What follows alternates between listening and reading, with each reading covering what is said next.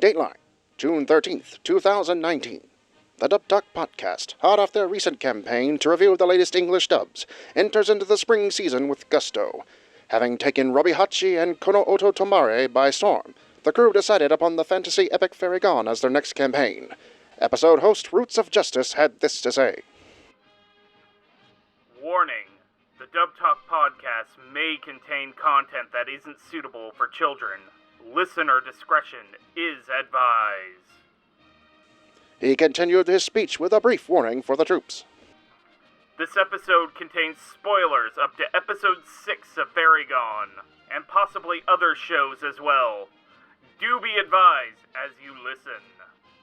And some last-minute encouragement for the fight ahead. As always, the Dub Talk Podcast contains opinions that belong to the individual participants, and not the Dub Talk Podcast as a whole. I can't speak for certain, but in this humble broadcaster's honest opinion, I think this is a battle we can win. Go get 'em, boys!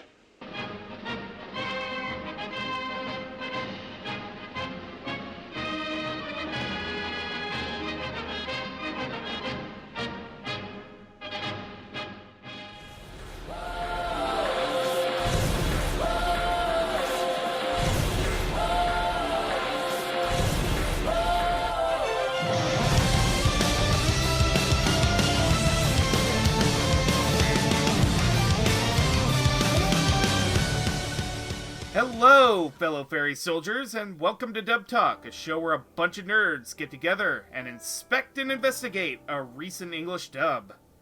Tonight, we take a peek at the Black Dubbing Tome and delve into the secrets of the not-quite steampunk dark fantasy, Fairy Gone. Joining me today, we have Agent Lac. Hello, everybody. And Agent Hardy. So when do we break for donuts and coffee again?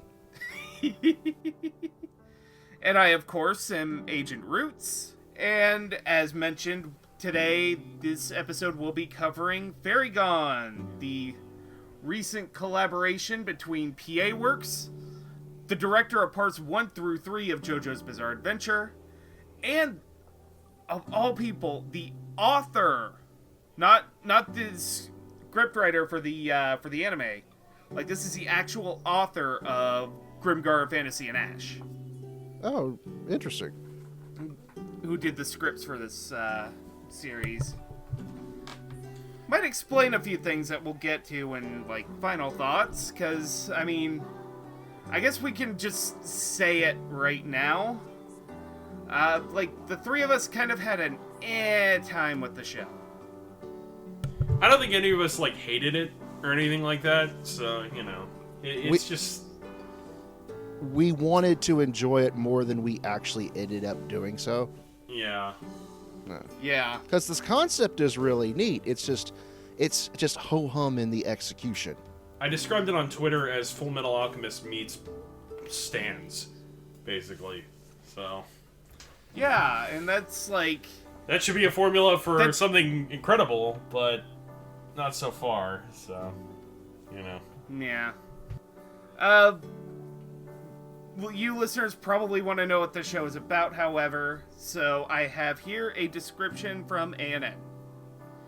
Fairies possess and reside within animals, granting them special powers. By surgically removing and transplanting the organs of a possessed animal into a human, humans can partially summon the fairy and use it as a weapon. Eventually, such individuals were used for war and were called fairy soldiers. After a long war, these soldiers lost their purpose and had to reintegrate into society. 9 years after the end of the war, Maria is a fresh recruit of Dorothea, an organization dedicated to the investigation and suppression of fairy-related crimes and incidents. Even in peacetime, the government is still unstable after the war. Many criminals still have lingering wounds from the previous conflict, and there are terrorist groups bent on revenge. Ooh. So basically you get like an organ from a fairy-possessed animal, and you basically get a stand. Though they do look more like personas than stands. Yeah. It's like a steampunkish Persona JoJo kind of thing. They didn't mention any of this on my organ donor card. Boy, I really should have read that fine print. What the hell is the Red Cross up to these days? Just remember to put rest in peace on your tombstone, otherwise you get drafted into the Skeleton War. But in any case, since this is an English dub, obviously we have English staff we need to talk about. Starting us off, we do have predictions for a lot of the characters coming up toward the end of the episode, but the director and scriptwriters are kind of a unique case here because the director just flat out announced themselves, like, as Funimation was announcing that they had this show. So I don't think any of us really did predictions for the director or the scriptwriter. So in any case, our ADR director for Fairy Gone is Caitlin Glass. You would know Caitlin Glass from such shows as the 2019 reboot of Fruits Basket, all 3 Garo anime, Lord Marksman and Vanadis, and Maria the Virgin Witch. She did, however, have some help on an undisclosed number of episodes with an assistant ADR director, and she is Morgan Garrett. Morgan Garrett has done assistant ADR directing on such shows as Nichijou, Endro, and Strike Witch's 501st Joint Fighter Wing Takeoff. And our scripts are from Clayton Browning, who has done shows such as Gridman, Hinamaru Sumo, Concrete Revolutio, and Boogie Pop and others. So, starting with Lac, how did you feel about the direction and script writing? I thought it was fine. I don't really have any complaints. I felt everybody was cast really well. I don't know if necessarily everybody had many distinctive voices. I tend to be a broken record about this, I'm aware, but it did kind of come across, and I think for this series it did kind of work, that everybody had pretty normal voices. Nobody really had like really outstanding voices compared to any of the other characters. I think everybody fit their roles pretty well. I'm trying to think of anything that stood out for me.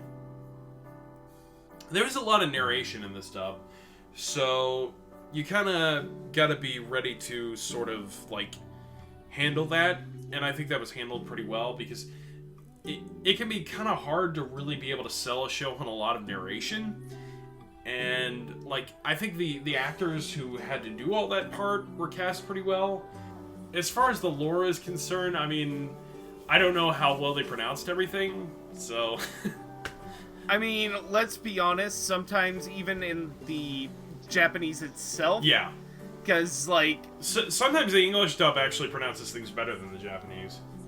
There are moments in the actual video of the show, the animation, where the name Dorothea is spelled in like 2 or 3 different ways. Dope.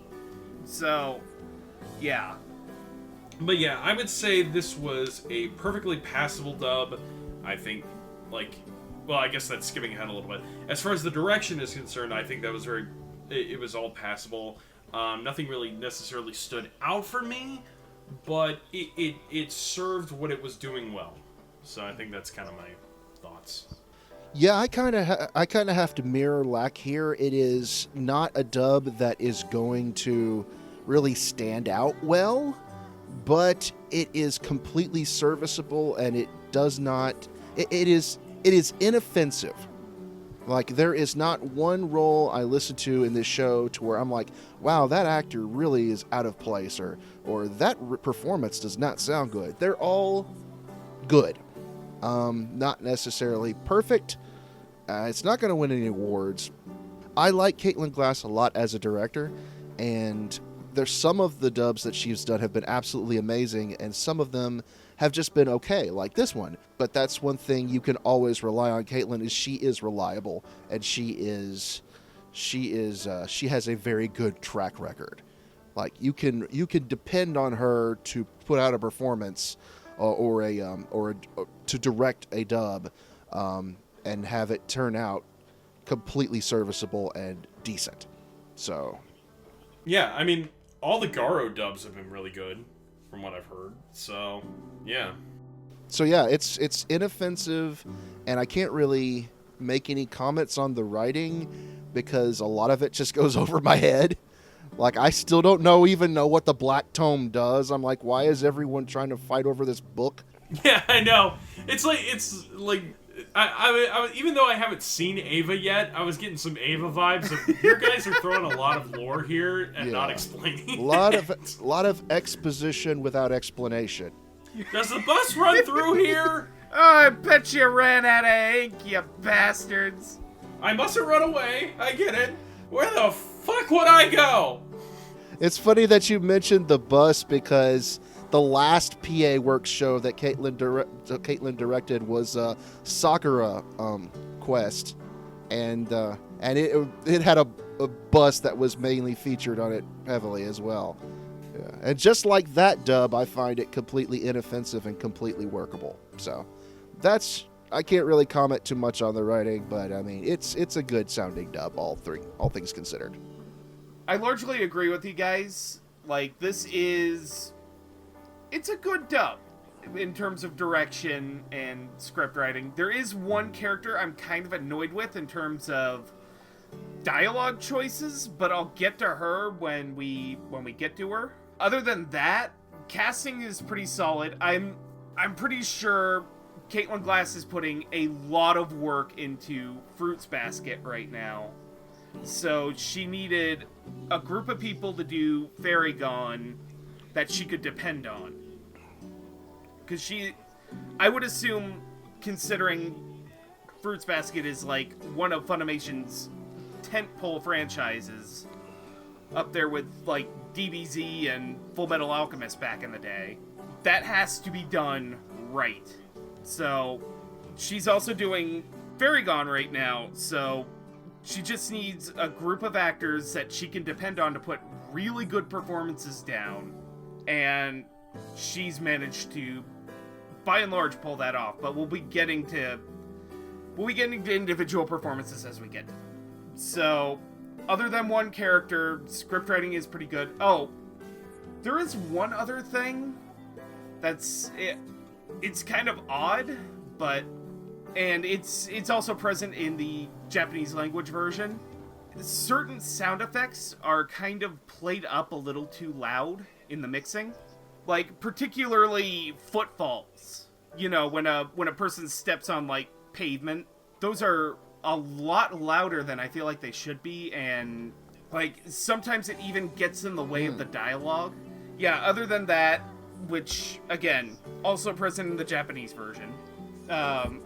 Other than script writing for one character, that's all solid. Casting is fine. It's very much a Caitlin Glass dub, basically, which is, I would say Caitlin Glass is one of the gold standard directors of Funimation right now. So saying, oh, it's an okay Caitlin Glass dub is like, this is still a pretty good dub for Funimation stuff. So good job all around, basically, is what I'm trying to say. Thumbs up, guys. You did good. So starting off with our cast of characters, we have sort of our sketchy boys. These three sort of have played they don't necessarily seem like antagonists right now, but they definitely give off that vibe of, oh yeah, they're up to some shit. So we have two of there were basically 5 dukes who, after the war, were basically given, like, huge promotions, and, like, a bunch of them just through randomly staging coups because they couldn't take the pressure, or just being pissed off and going absolutely bonkers. Like, a bunch of them died, and these two are the only 2 left. And they are Laydon and Schwartz Diza. Which, by the way, yeah, the names are gonna get weird. This is definitely an anime set in Europe. And our last character is sort of, he's a fairy scholar, but he seems to have a very suspicious air to him, particularly involving the Black Fairy Tome.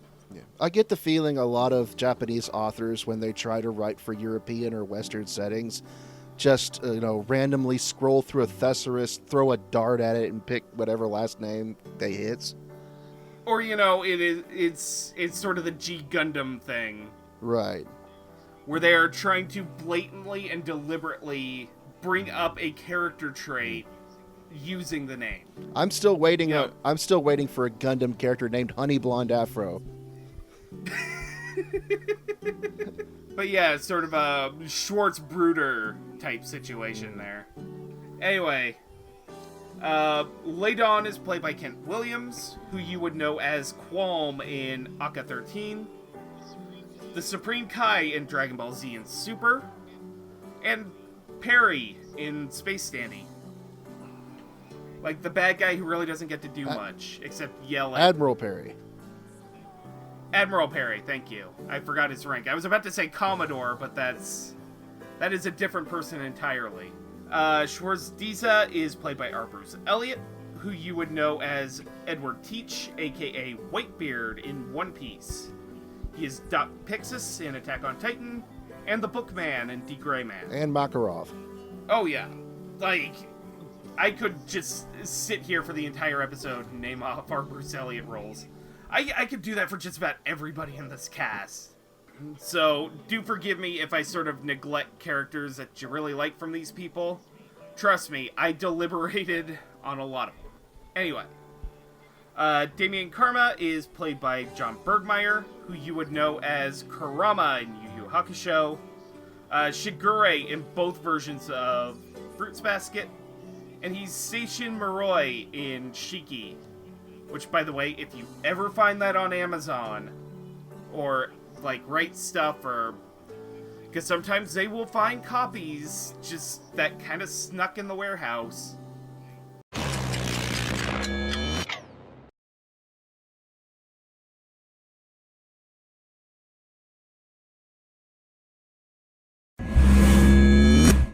Buy it. Because it's out of print. Just... yeah, it is very much out of print, and I don't know if that dub will ever stream again. I really hope it does. Anyway, off my soapbox. Lac, how did you feel about our probably antagonists? Well, if I can probably remember them that well. I mean, all the actors I really enjoy. It's just, these characters don't really show up that much, from what I recall, right? So, okay. All these actors are solid choices, though. My lack of remembering them is not to reflect on the performances of the actors. It's got nothing to do with that. It's just the characters weren't really in the show all that much, and they haven't done much to affect the plot, so I haven't really been able to examine them on a critical level. But like I said, I love the actors. I think they're great. Yeah, I have to agree with Lac here. It's just that characters haven't really had much time to stew just yet. I do think, hopefully they will be playing a bigger part in either the second half of this first season or hopefully in the second season coming out in October. It's really just too early to say. What I will say is that Kent Williams as his character, he's apparently the big antagonist for our two female leads because he burned their village to the ground. So I'm looking forward to seeing what part he plays in the future. Whether he had a logical reason for doing so or if he's just a big jackass. The performance among these three that stood out to me the most probably was John Burgmaier, because his character has such a mystery behind him that you can tell he's up to something, but you can't quite figure out what. And you don't know if he's doing it for the right reason or if he's doing it to cause harm. So it'll be interesting to see what role he plays. But as far as the individual performances go, I agree with Lac. All three are strong casting choices. All three are very excellent and talented actors, and we'll be looking forward to seeing how these characters develop in the later in the series. Yeah, Ladon, kind of, as I said, he's kind of bookended the 6 episodes that we are using as a basis for this review. He's definitely up to something, and his motives are unclear, but for the time being, he seems like the bad guy of the moment. our female protagonist and another female character of unknown affiliation both probably have an axe to grind with the guy. So it definitely feels like they're setting him up for bigger things. And I like that Kent Williams kind of plays him kind of down to earth about it. And I actually do really like our Bruce Elliott as Schwartz, especially in the post-credit scene of episode 6, where he's sitting down with a bunch of military advisors talking about the malfunctioning artificial fairy soldiers, and he's just like, oh no, this is a big deal, as he's secretly trying to hide a smile on his face. Oh no, what a tragic coincidence. Who could have seen this tragedy coming? My oh my, what a horrible thing to happen. Wink. Kind of sneaking the thumbs up in his general direction with like a big shit-eating grin. Perhaps an old friend. By the way, here is a $20 bill underneath the table. Oh my, how could this have gotten there? Perhaps an old friend, like Obi-Wan Kenobi. I have no intention of taking it. Hint, hint, wink, wink. Who has 2 thumbs and is definitely not up to anything? This guy! But yeah, I can tell he's gonna be fun later. It's just kind of a bummer he is not, like, absolutely fun right now. But I'm patient. I'm gonna see where this goes. And like Lac said, actually Lac and Hardy, I really like Damien's character arc right now. Like, he is definitely up to something, and his motivations are completely unknown, but he is definitely doing something with that black fairy tome once he gets his hands on it. Which we don't even really know what it does. Right, the MacGuffin. That will do something once he has it. I was gonna say whatever it is. But he just shows up randomly in episodes just commenting on, oh, they're all here. The Black Fairy Tome must be close. Just kind of devilishly rubbing at his stubble beard. I like that, and I really don't know if I can think of anything off the top of my head where John Burgmaier has played a mustache-twirling sort of antagonistic figure. I don't really even strike him. He doesn't really strike me as a ne'er-do-well as of yet, because we don't know what his motivations are. He might be trying to collect it to do something favorable, or to try to overthrow the government, or do something good. But we aren't clear on that yet. Yeah, though he seems to have some close affiliation with Schwarz-Diza, so I'm starting to suspect he's not entirely on the up and up, even if his intentions are pure. Again, we shall have to wait and see. Right. Hopefully if the season picks up. Yeah, I mean, here we are speculating about where this show goes, so obviously there is something there that we're interested in. But yeah, John Burgmaier did a really good job as Damien, our Bruce Elliott as Schwartz, and Kent Williams as Laydon. So, thumbs up, 3 solid performances. And let's move on to our next set of... Ooh. This one's gonna be a fun one. Oh, is this the crazy guy? These are our, again, sort of on the fence about whether they're actually good guys or bad guys, but they're definitely leaning toward ill intent. First of all, we have Bittersweet, aka Sweetie, who seems to be a double agent for someone, who is also after the Black Fairy Tome for some purpose. And she's willing to use kind of nefarious means to get her hands on it. Patricia Pearl is, I would assume, a hitman? An assassin? Yeah, some sort of assassin. She does wet work, basically. It uses her giant briefcase to do it. Yep, she's got a giant briefcase of stuff, like a big old knife, a hunting rifle. She's ready to go. God forbid if her water isn't fresh. Oh, you give her stale water, you're gonna catch one between the teeth. And oh God, how do I just God, Jonathan Jospierre, just a delicious, hammy character of just evil. Like, he's probably like the first actual bad guy we've had in the show. It's the Rail Tracer! Oh, I should mention they all have fairies with different powers. I want to say Patricia's was the one that was the mist, right? Or was that Sweetie? I don't even remember. All I know was that Jonathan's is the one that kept blowing stuff up. Yeah, Jonathan's blows up and stores stuff in his body when he pops.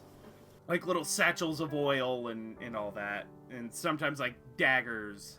And one of them has a fairy that basically emits a mist that whenever you damage the fairy's wielder or the fairy itself, that damage gets reflected onto you. And I can't remember the third one.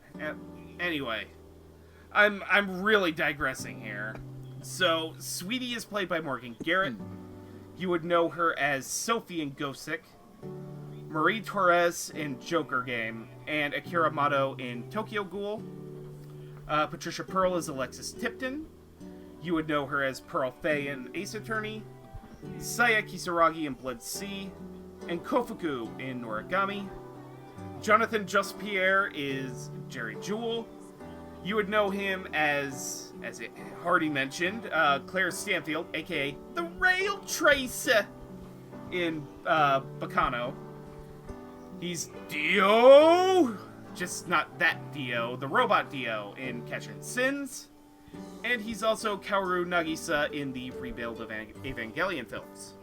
So, Lac, why don't you start us off? How do you feel about our probably actually the bad guys? Probably the one who stood out to me the most was Jonathan, because this is kind of Jerry Jewell in his element. Well, Sweetie, I got a serious, like, Fujiko Mine vibe off of the character. And I think that's kind of how they played her, and I'm kind of glad they did that. For Patricia, we didn't see her that much, but she was fine. I do remember her. Like, she had a few memorable moments, so that must count for something. Like, all the performances fit well. Jerry was kind of the standout of all these three. I feel like Sweetie needs a little more time to develop as a character before I can really, like, be interested in her, because for right now, I don't know, she doesn't feel like she has that much, you know, aside from, like, surface stuff. But for Jonathan, you know, crazy villains tend to stand out anyway, and like I said, this is kind of what Jerry's good at. I mean, if you look at all the characters he's played, I mean, going back to friggin' Barry the Chopper, I mean, which was one of his first roles, like, this is kind of him just channeling his Barry the Chopper energy all over again. Yeah, that's pretty much what I have to say. Everybody was good. Jonathan stood out the most for me. And Sweetie and Patricia, I think, need more time to develop as characters before I can really, like, say whether I truly enjoy their performances or not. But casting-wise, they're fine. Would you say that she's sort of a Fujiko light? Yeah. I mean, that could make her like Angel from the Big O. Yeah, Fujiko light made with sweet and low more than bittersweet. Yeah. Yeah. Bad pun, sorry. Dilly dilly. Shilly shally. Yeah. But no, I think, yeah, between the three, the most fun to listen to is definitely Jerry Jewell as Jonathan. Because if you've met Jerry Jewell in real life, he is very, very laid back and very chill and relaxed. And so when he plays these sort of crazy axe murderer killers, he's technically going against type for him. Because he's more used to just like the really laid back and chill sort of characters, because those are more fitting of his personality. So it's always fun to hear him sort of go nuts and psychotic every now and then in his roles like the Rail Tracer or Barry the Chopper. And so he was really fun to listen to. It's too bad that he kind of gets axed like within the second episode that he's in, because he was really fun to watch. That might be a problem with the show, is they're getting rid of characters too fast. So, I don't know. I mean, we only watched 6 episodes and there's already like a few dead characters. Right. Yeah. So. And Patricia didn't stand out too much other than her little one-liners about wanting fresh water and whatnot. She kind of gets beat up and then runs off. So I think Alexis played her fine, just like all the other roles are played here. She just didn't stand out as much as Jonathan did. Bittersweet, on the other hand, there's yet another Tomino name for you. You're right. I didn't really notice the Fujiko Mine comparison until you pointed it out, Lack. But yeah, now that you mentioned it, it's definitely there.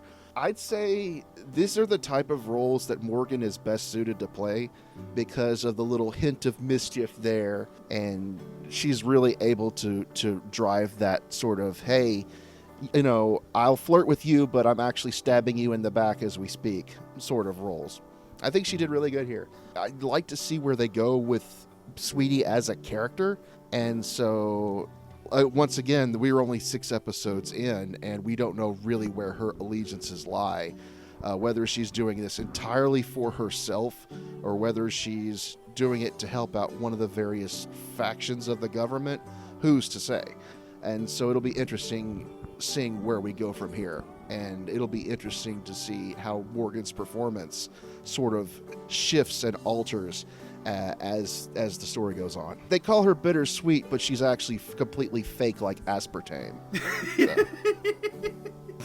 Yeah, I really have to kind of go off on what you guys were saying about these three. Gonna start with Sweetie, because there is one thing I've got to say. She is sort of the character I think the scripts kind of on, because a lot of the line choices kind of felt a little too modern for the setting of the show. Like it kind of felt like she was speaking in a bit of a slangy tone that probably shouldn't have existed. And like, I want to say this is probably set in a sort of a pre-World War I kind of universe, just from the, like, they have diesel and gasoline-based engines for motorcycles, and they have trains, they have bolt-action rifles, which weren't a thing until after the Civil War. Yeah. There's also that, which I can't, like, they have regular motorcycles, and yet their cars have, like... Why do they have cars with hands on them?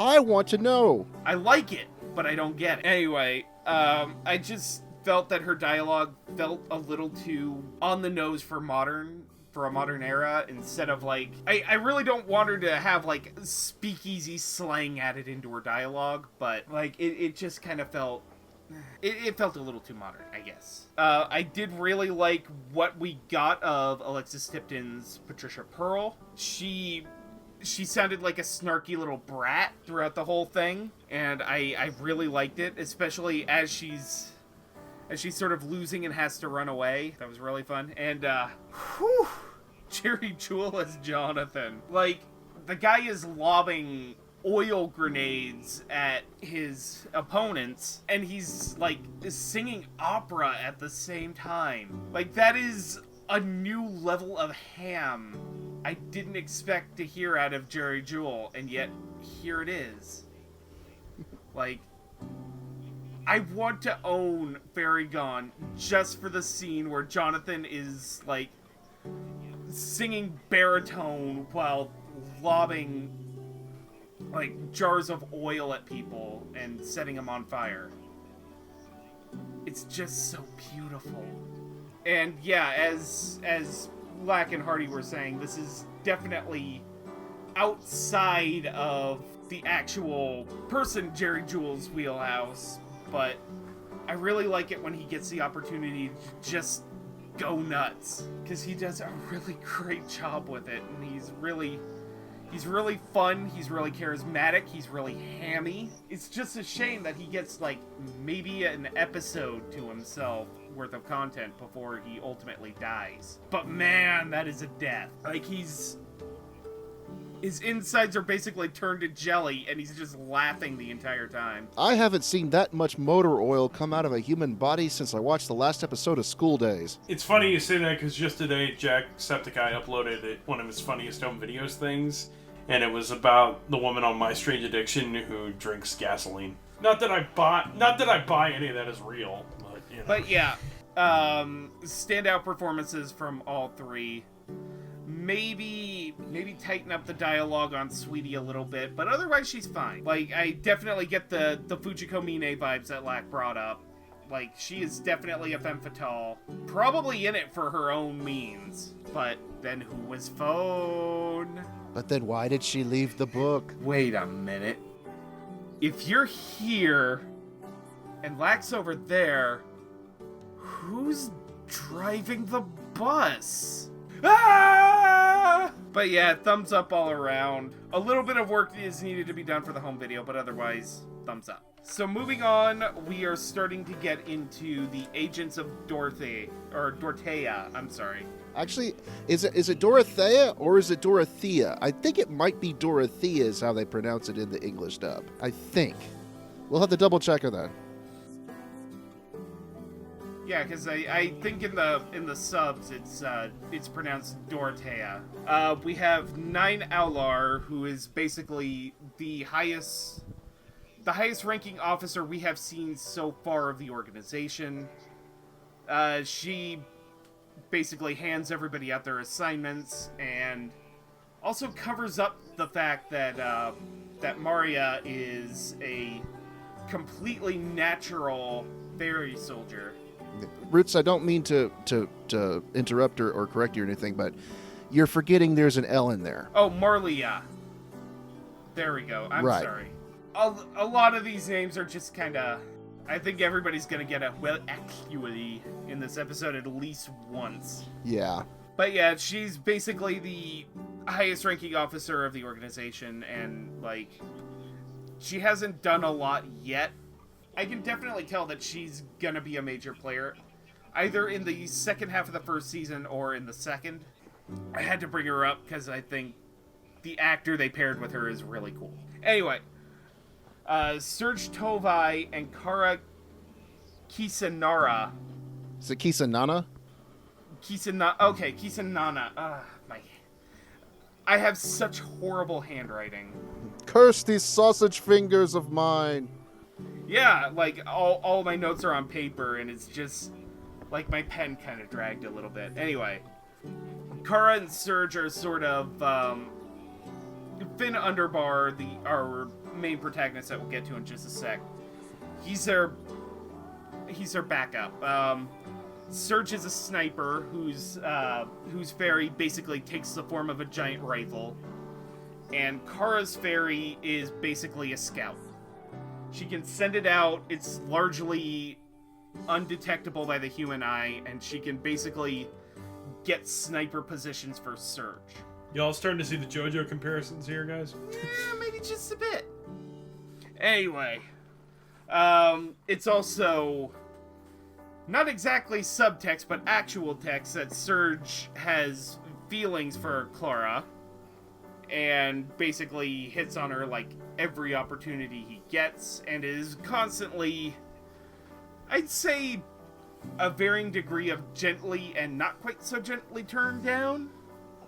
Boy needs to learn how to keep his fingers to himself. Nine Aular is played by Colleen Klinkenbeard, who you would know as Miriam, aka Mini C Tachibana from Alice in Zoroku. She's Miranda Lotto from The Gray Man, and Ritsuko Akagi from the rebuild of Evangelion films. Serge Tova is Micah Solsad, who you would know as Best Jeanist in My Hero Academia. He's Yuichiro Hyakuya in Seraph of the End, and he's also B in Space Dandy. Like, the actual competent bad guy. That was Mick Solson? Really? Yeah.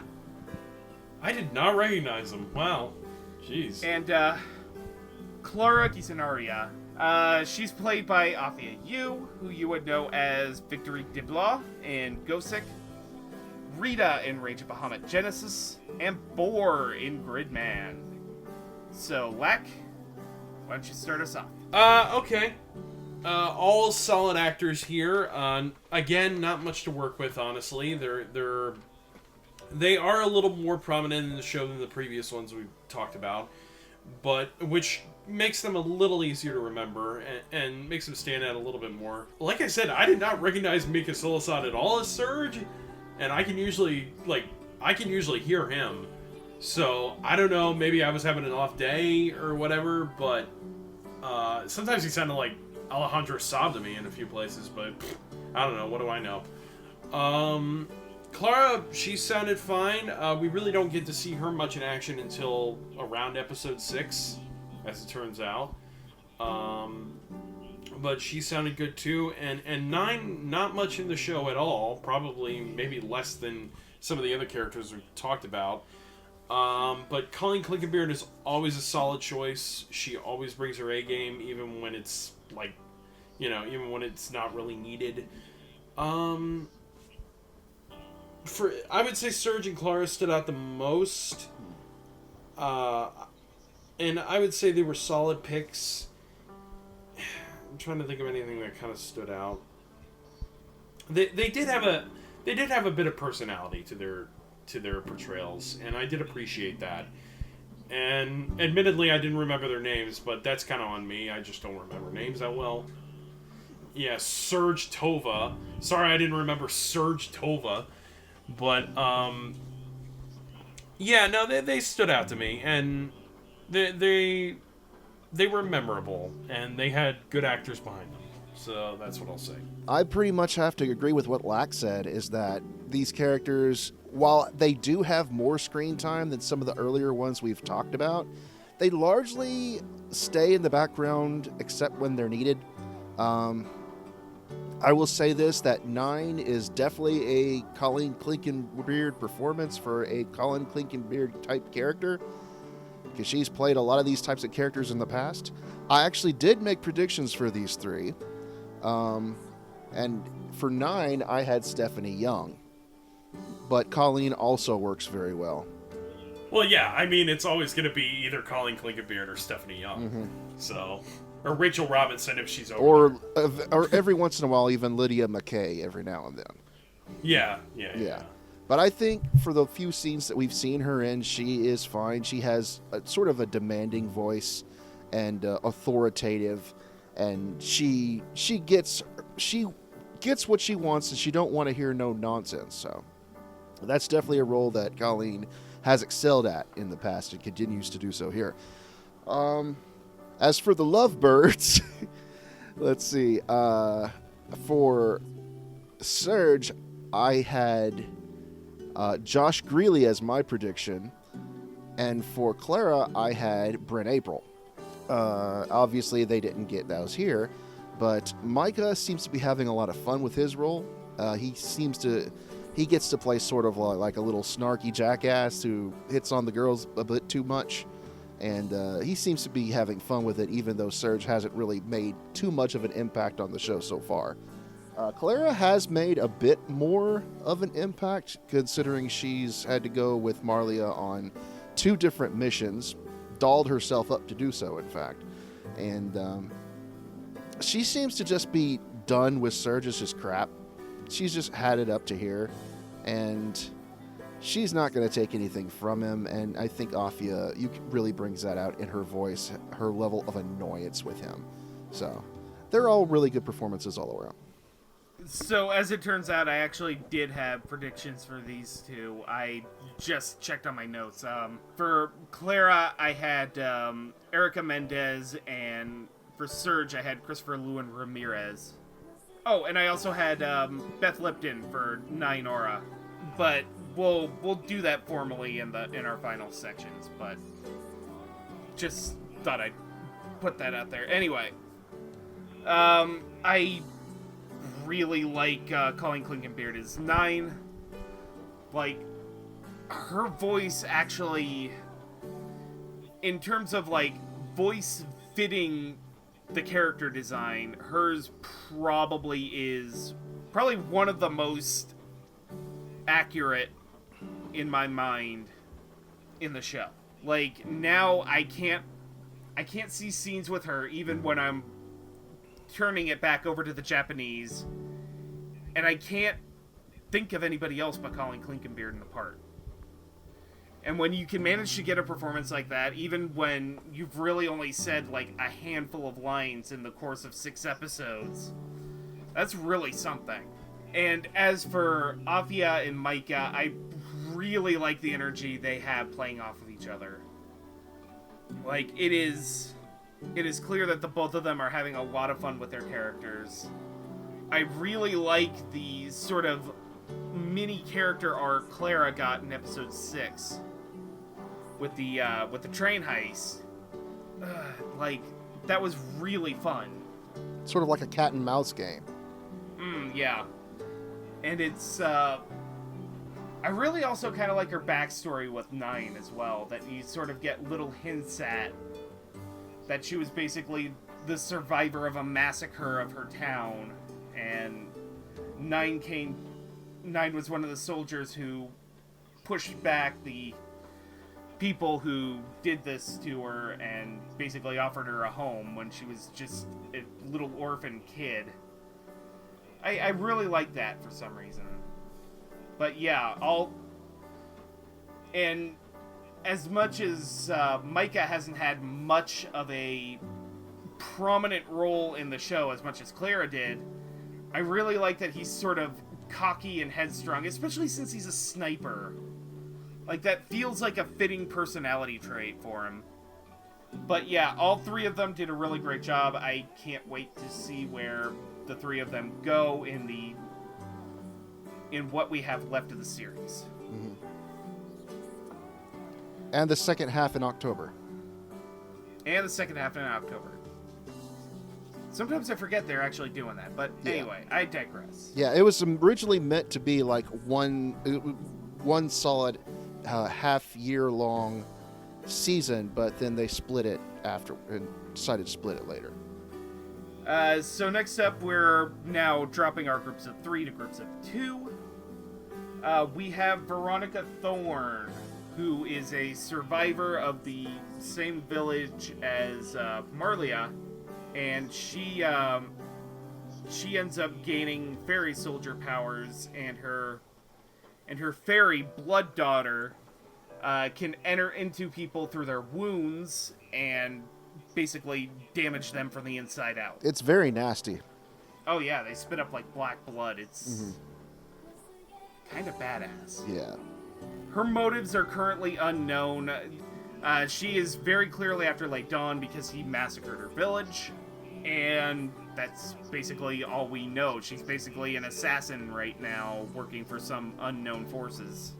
She's also working with John Burgmaier's character. To a degree that we don't know yet. Yes. And then we also have Wolfron Lowe, who is an ex-fairy soldier for the military, who fought alongside Free Underbar in a bunch of missions. And he has a fairy named Fitcher. And Fitcher, from my understanding, doesn't necessarily have a power. He just has, like, 6 blades. Which is a little overkill, if you ask me, other than against fairy soldiers. But, you know. Mm-hmm. If you've got it, flaunt it. If you gotta flaunt it. I wonder if he's overcompensating for something.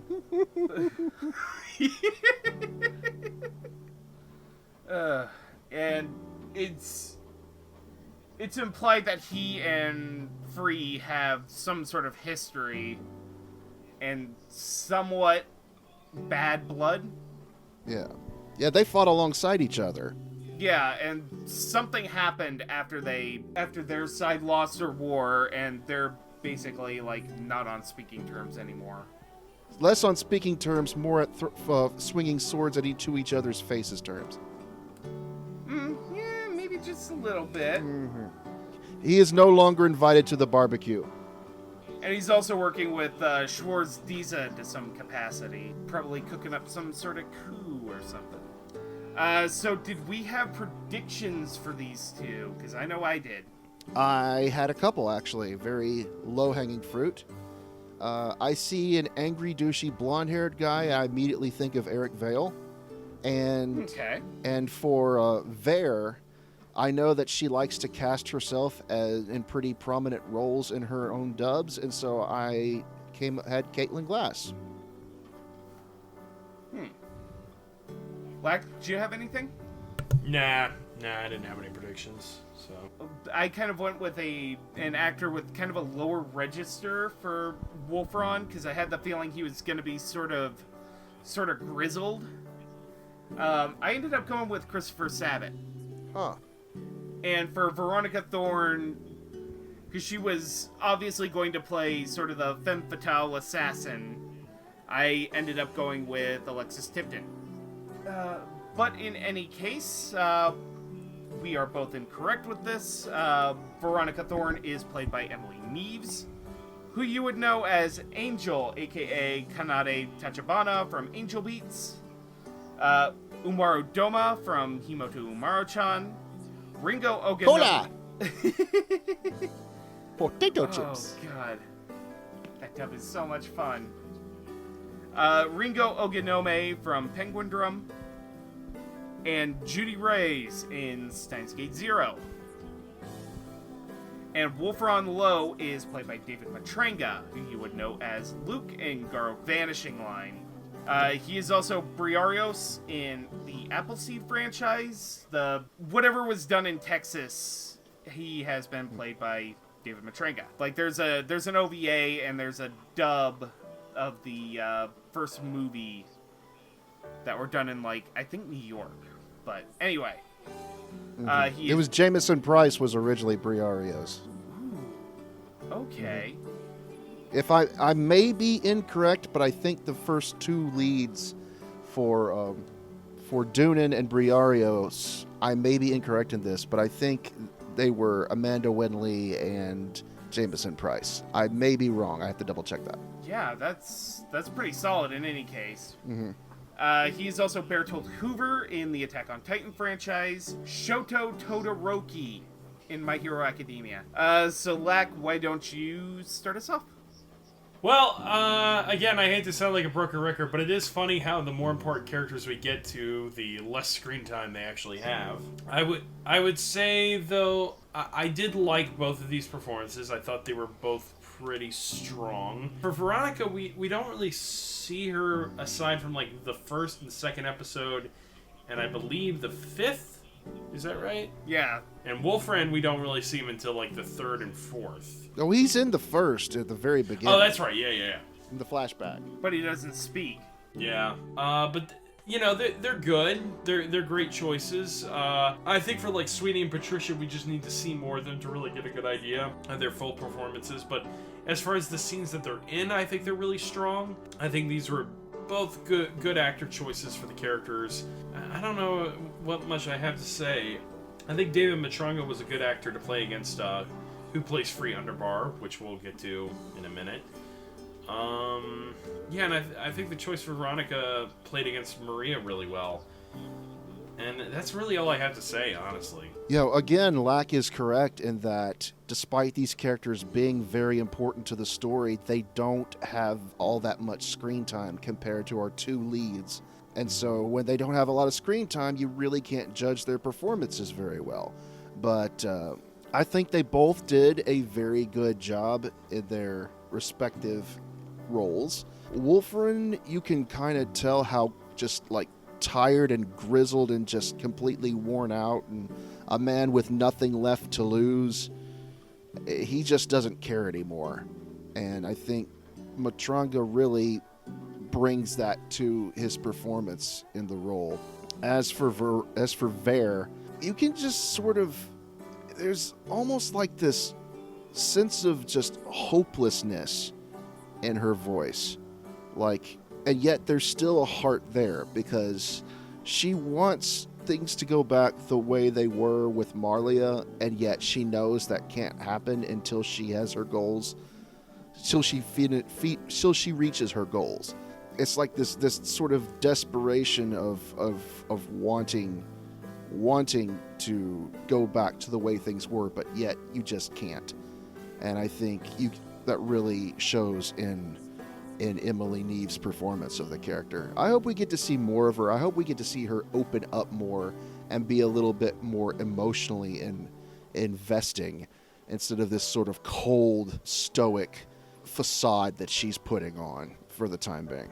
Now, that's really all I have to say. Yeah, in terms of David Matranga's Wolfram, I do like what we had of him so far. Like, basically, he's done a bunch of, like, backroom deals with shady types and has been more... Domestic terrorists. Yeah, domestic terrorists, mafia, and has basically fought a little bit indirectly with Free and I sort of like the antagonistic dynamic between the two.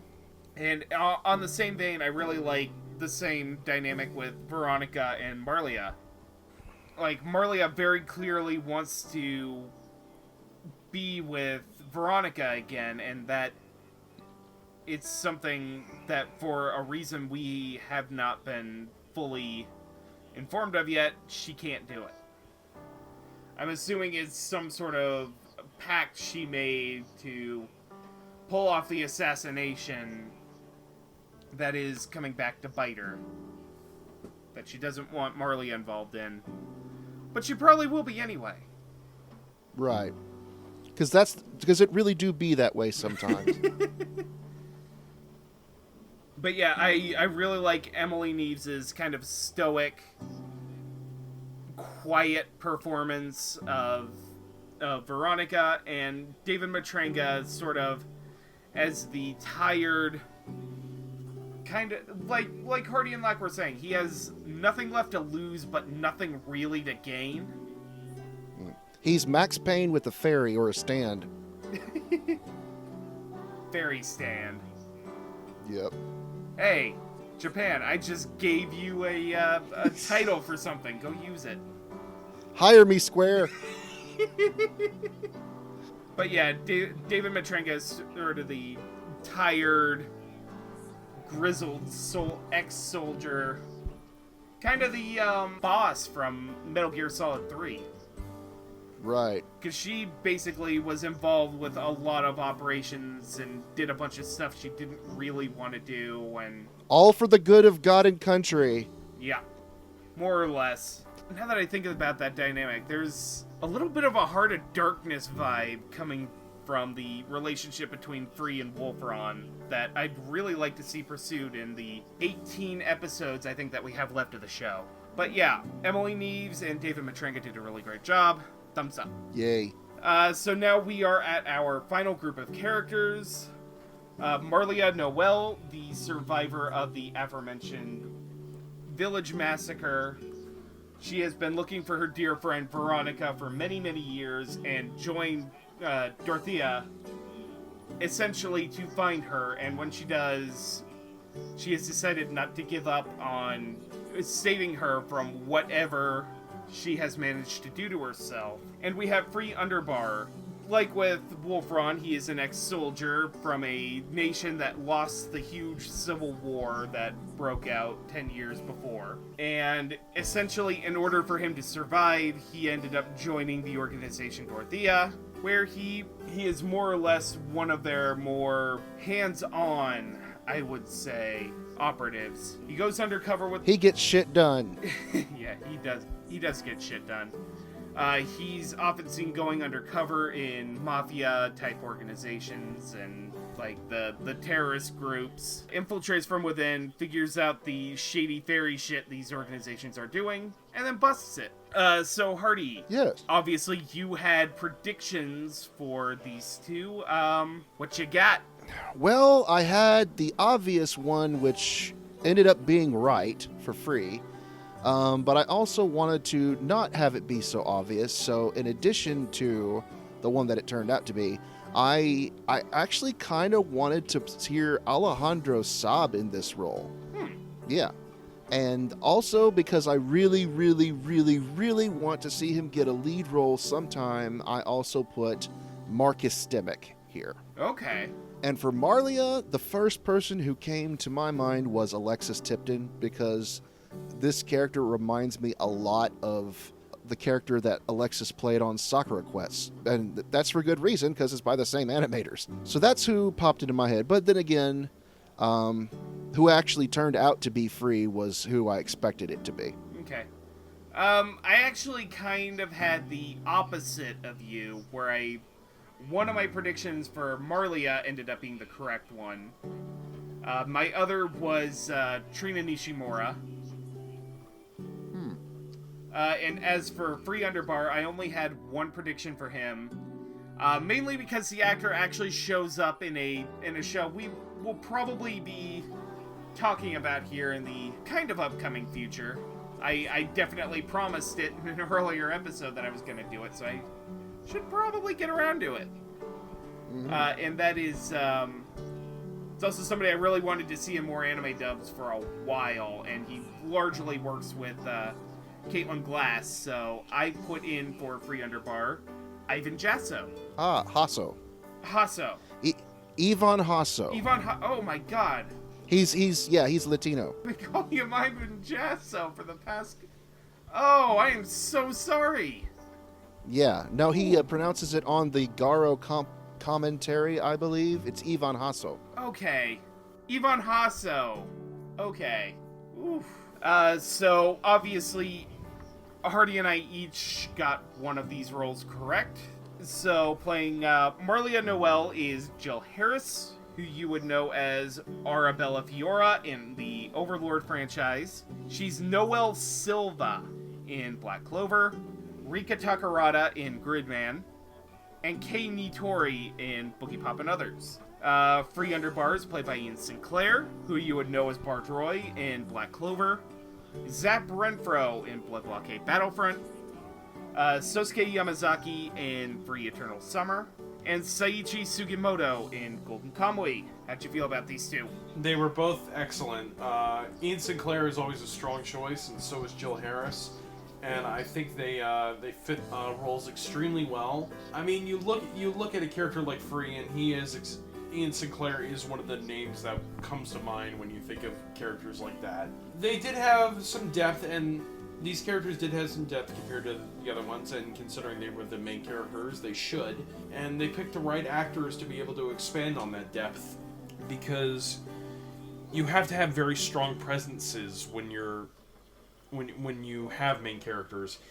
And like I said earlier, none of the voices were really super distinctive from one another, but I think that's okay. And even so, I think the two main characters, while they had very normal voices, I think that they stood out, and their voices reflected the personalities of the characters very well. You've got Jill Harris's performance as Marlia, which is very methodical, very...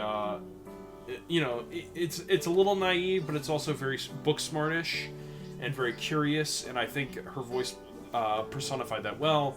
And you've got Free, who's very militant and very broken and sort of cynical. And Ian, in spite of the fact that he's none of those things in real life, he has a great voice for that sort of personality too. So that's kind of my overall thoughts. No, I definitely agree. Even though I would say that these are both safe choices, much more so especially in the case of Ian Sinclair, they're both strong choices. Like, you can tell, I don't know if they actually had to audition for these parts or if Caitlin just asked them to be in there because she knows how to work with them. But they both feel like characters that both actors are used to playing and can play very well. And so that is why sometimes you get a casting that maybe not be as imaginative or off the wall, like something you would expect. And it's because these actors know what to do for these types of characters. They know how to play them inside and out. And while it may seem boring at first, it's definitely effective. And that's sort of my opinion on the dub of Fairy Gone as a whole, is that it's not the best thing out there, but it's the super effective. So I don't really have much to say other than Free Underbar is definitely an Ian Sinclair. That is definitely Ian Sinclair playing an Ian Sinclair character. And I think Jill has this sort of spunkiness that she gives to Marlia that is sort of adorable. And by the way, we forgot that we have to bring up Bryn April's little mouse rat thingy. So, oh, yeah. Like the little fox. Mm-hmm. Yeah, whatever that thing's name is it's Bryn April making inhumanly high-pitched noises. So, something that she is actually very talented at. So, yeah, I think her main roles were done well, even if it's not the most adventurous casting. It turned out a good quality product. Yeah, I have to agree with you guys. Obviously, these are very safe choices for characters like Marley and Free, but considering that Caitlin Glass is also, as I mentioned before, directing the reboot of one of Funimation's tentpole franchises, pretty much since they really started getting into licensing anime not titled Dragon Ball.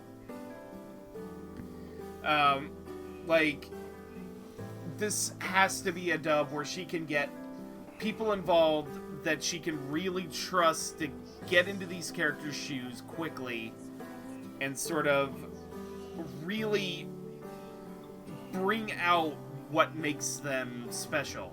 And this is especially the case with Free and Marlia, because they are our two protagonists. They show up pretty much every episode. I mean, they kind of have to, but you know. They have to go through a lot more of a character arc than everyone else. It's going to develop a little more slowly, and I think that's a lot of the show's problem in and of itself, but so far they have done a very effective job. Ian Sinclair is sort of the stoic and cynical ex-soldier, and Jill Harris as the determined but naive, almost at times childish in her ambitions.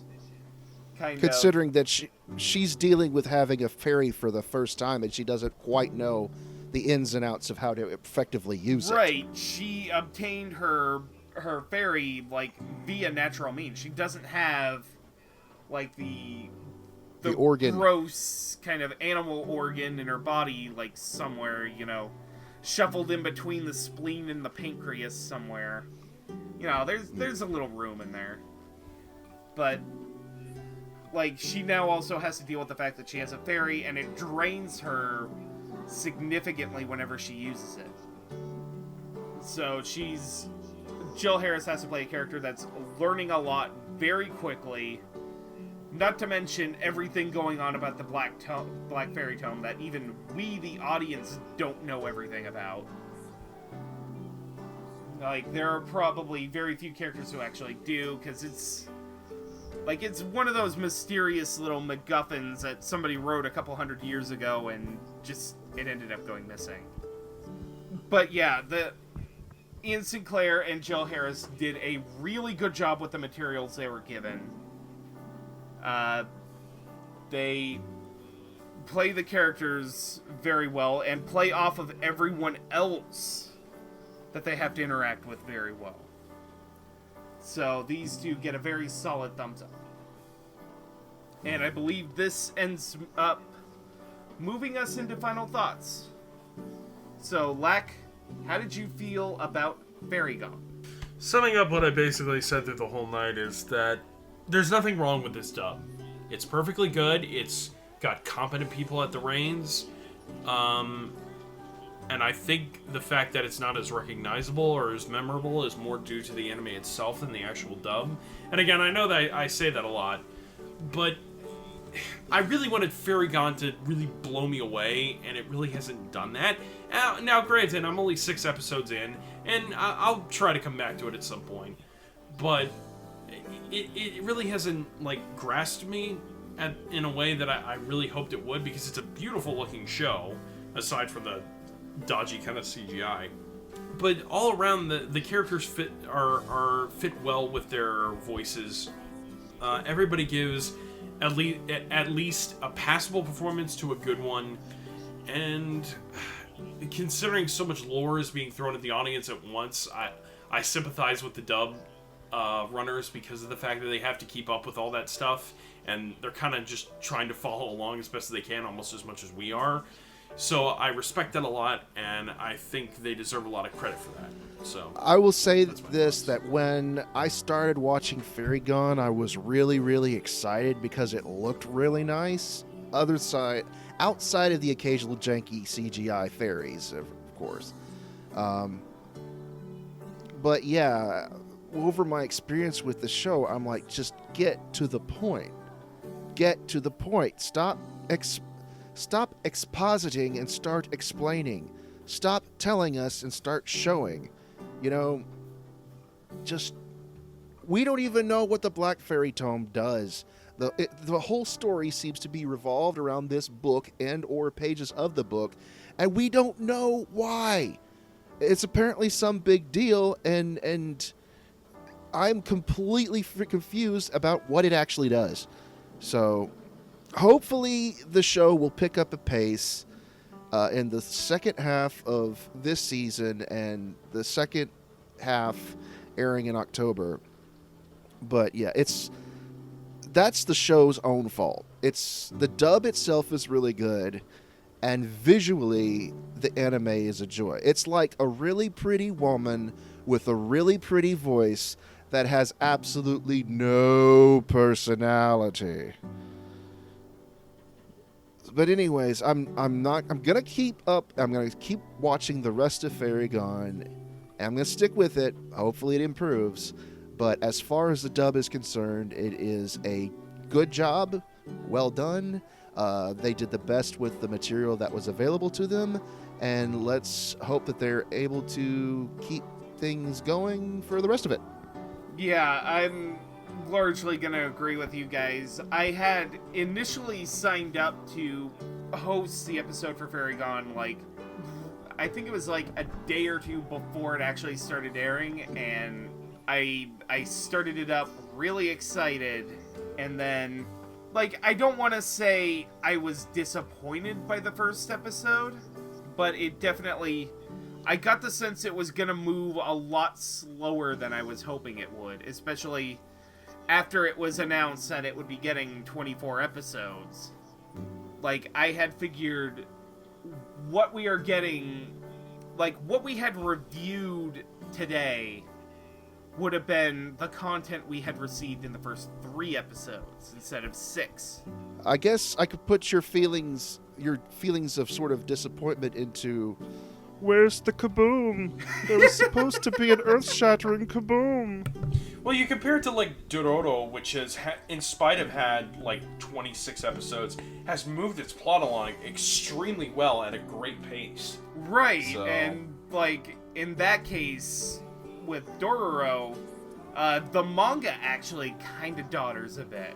Since I picked that up at Anime Boston, and I've been checking it out every now and again, and that's actually kind of glacial in pacing compared to the anime, which is, from what I understand, is doing a really good job, if not, like, really bleak about it. It's my favorite of the year. Yeah. So... And then as far as pacing goes, you have shows like Garo Vanishing Line, which kicks you straight in the teeth at episode 1 and leaves you begging for more. Oh, God. That is one of my favorite first episodes of anime ever. I don't care what you say, fight me. And it is a sequel, so there is precedent for it to kind of just go, like, from the get-go. So... But yeah, in terms of the dub, the casting here is extremely solid. I dare not even call this safe, because, like I've been saying, Caitlin Glass is also directing Fruits Basket at the same time, which is probably in the echelon of what Funimation is dubbing this season. That is probably the one that they are putting a lot of eggs in this Fruits Basket. A lot of rice balls. I have a lot of respect for Caitlin Glass to be able to do something that is presumably that high pressure, and then turn around and also have this kind of high concept PA Works steampunk show going at the same time, with a different cast, with a different tone, different pacing, and still be able to keep the both of them up. So, like, I have to give a lot of props to everybody involved, because this is, all things considered, with how big this season has been, and how big next season is looking to be, since, as of recording right now, we only have one new show announced at Funimation, which is Fire Force, and we don't know what they are going to be able to get, what Crunchyroll's going to be able to get, and I have a lot of respect for Caitlin Glass being able to... Oh, wait. Summer doesn't even matter. I forgot. Actually, even more importantly, the second season of Fairy Gun is going to be running up against My Hero Academia in the fall. Oh my. Which I know...